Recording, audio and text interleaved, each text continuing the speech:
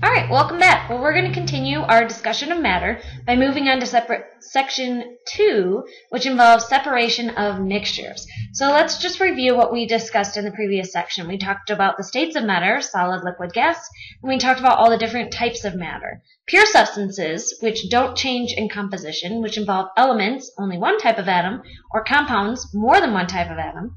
And then we also discussed mixtures that have variable composition, and the two types of mixtures which involve homogeneous mixtures, where you can't tell the difference between all the stuff that's mixed in there, and heterogeneous, where you can pick out the different components.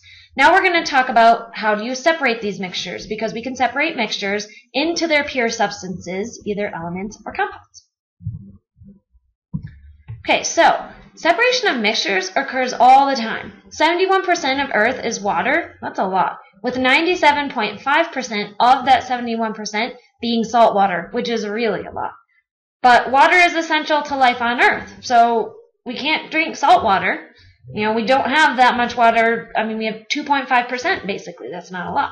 So can salt water be used as a viable resource? So take a minute to think about that.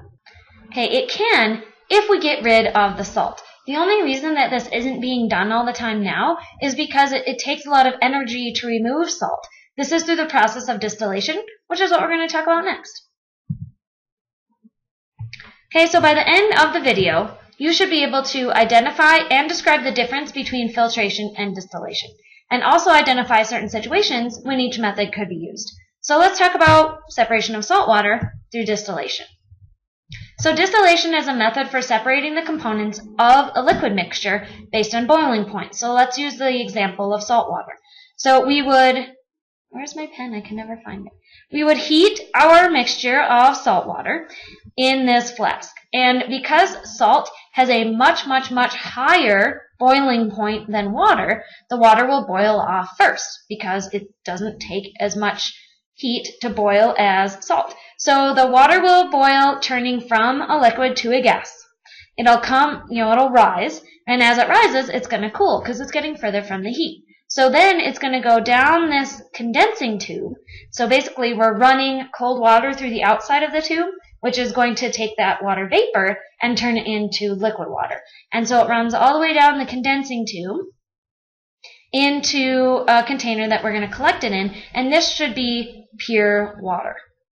And then if we just kept letting this go, in the end we would have pure NaCl, or sodium chloride, or salt, in our flask.